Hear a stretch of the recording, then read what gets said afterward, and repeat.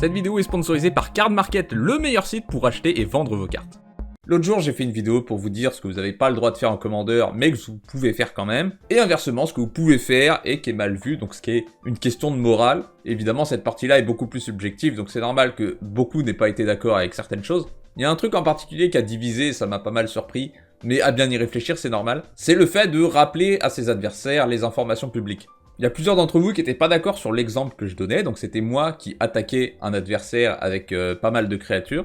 Je savais qu'il pouvait réanimer une créature en éphémère, et je pensais que je me fichais de la créature qui réanimait.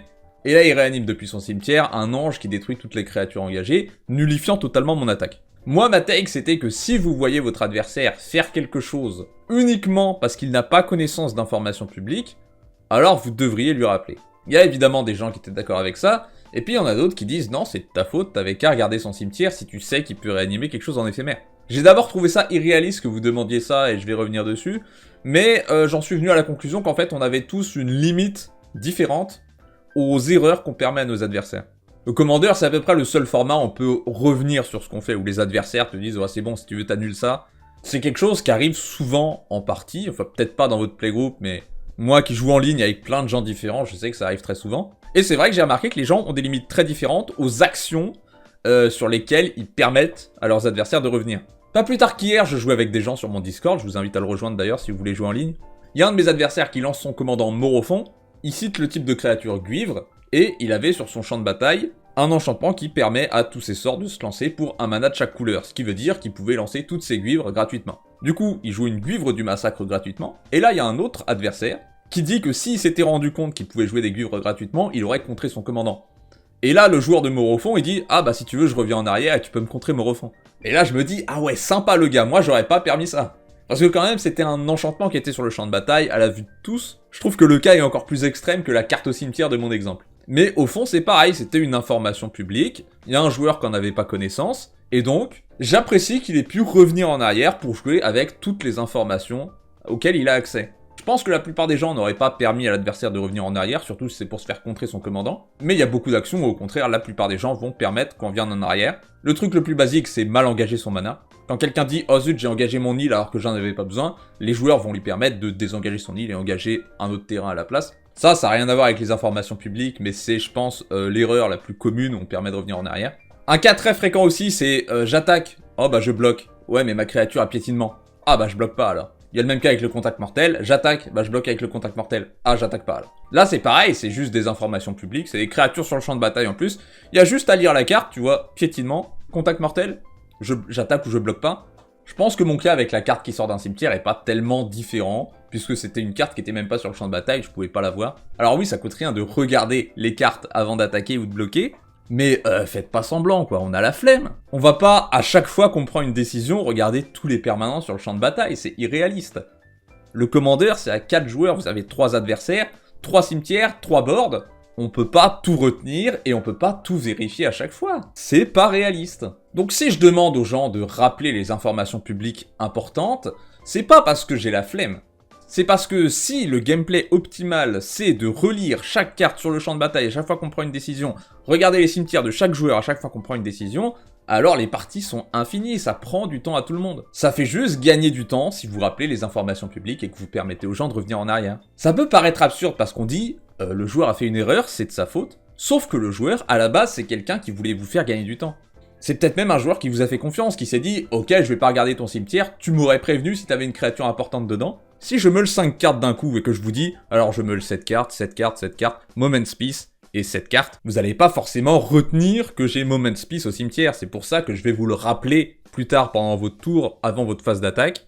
Je vais vous dire « Alors je te préviens avant que t'attaques, j'ai un sort dans mon cimetière qui me permet de prévenir les blessures de combat. » C'est sournois si je le rappelle pas, parce que sinon, ça rend la carte aussi forte dans le cimetière que dans la main. Là où par contre c'était 100% ma faute dans l'exemple que j'ai donné, c'est que j'aurais dû demander à mon adversaire si j'avais le droit de revenir en arrière. Même s'il avait dit non, ça coûte rien de demander. Je vois souvent comme ça des joueurs qui acceptent trop vite la petite erreur qu'ils ont faite et ne demandent pas à revenir en arrière alors qu'on leur permettrait sûrement. Je pense qu'il n'y a rien de mal à revenir en arrière une fois de temps en temps, ça arrive à tout le monde, une erreur d'inattention. Tant que vous en abusez pas, c'est bon je pense. En gros c'est ça ma take, rappeler les informations publiques importantes, ça fait gagner du temps à tout le monde. Et rappeler ce genre d'informations, là où c'est aussi bénéfique, c'est pour les débutants. Parce que les débutants, ils savent pas forcément où est-ce qu'il faut regarder, ils savent pas forcément où peut se trouver la menace. Quand j'étais encore débutant à Magic, j'allais en boutique pour jouer en moderne, et je me souviens d'être tombé contre cet adversaire qui jouait un deck humain. À un moment, cet adversaire me dit qu'il lance un sort d'humain avec Caverne des âmes. Caverne des âmes qui lui donnait un mana pour lancer un sort d'humain, et s'il lance un humain avec ce mana, le sort est incontrable.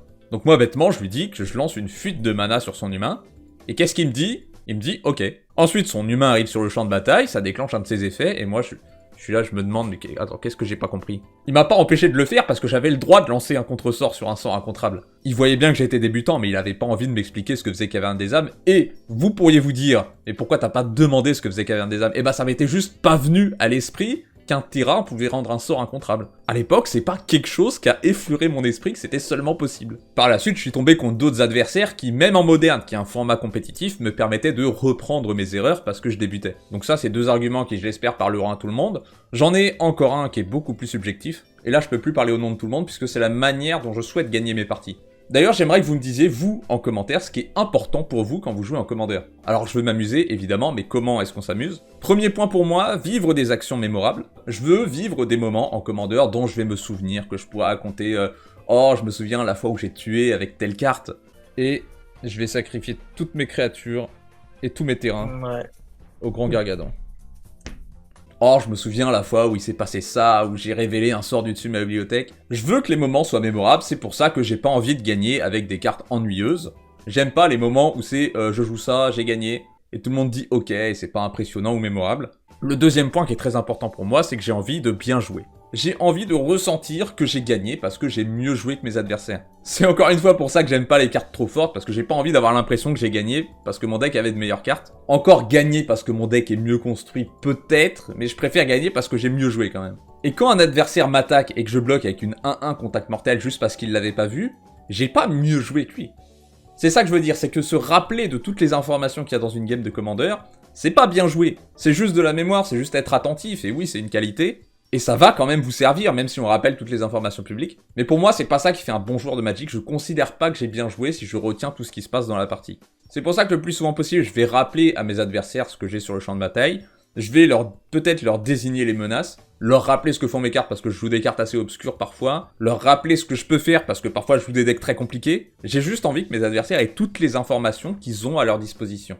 Parce que si la fin de la partie c'est juste « Haha, t'as oublié que j'avais cette carte, t'as perdu », bah c'est pas marrant, ça ne crée pas un moment mémorable pour moi, et donc la partie a moins d'intérêt. Pareil, si je donne pas les informations à mes adversaires, ils peuvent pas faire les plays optimaux qu'ils ont à leur disposition. Et si mes adversaires ne jouent pas du mieux qu'ils peuvent, alors j'ai moins de satisfaction à gagner après. Parce que je vous rappelle que j'ai envie de mieux jouer que mes adversaires. Donc si mes adversaires perdent sur une erreur d'inattention, c'est insatisfaisant pour moi. J'ai une autre anecdote pour vous, cette fois-ci c'était mon premier tournoi d'échecs. Aux échecs, les deux joueurs ont un chrono séparé. Une fois que t'as fait ton coup, t'appuies sur ton côté du chrono, et celui de ton adversaire démarre. Et j'étais pas encore habitué puisque c'était mon premier tournoi d'échecs, donc quand c'était mon tour, j'ai joué, et j'ai oublié d'appuyer sur l'horloge. Mon adversaire, il est resté comme ça, à laisser l'horloge tourner. Je pensais qu'il réfléchissait, mais en réalité, il attendait que mon temps soit arrivé à 0 pour déclarer qu'il a gagné. Donc certes, il a le droit de faire ça, certes, c'est mon erreur, mais la vraie question c'est, est-ce que c'est comme ça que t'as envie de gagner? Tu veux gagner sur une erreur bête, ou tu veux gagner en jouant mieux que ton adversaire? Voilà, après ça c'est mon ressenti, c'est comme ça que moi je vois les choses, c'est pas mon argument principal, il était avant celui-là, mais je voulais au moins vous expliquer pourquoi je vois les choses comme ça, pourquoi c'est important pour moi qu'on se rappelle mutuellement les informations. Voilà, j'espère que ça vous a plu, que mon avis vous a plu. Si vous n'êtes pas d'accord, c'est pas grave. Je pense vraiment que ça bénéficierait à tout le monde si on rappelait les informations publiques, mais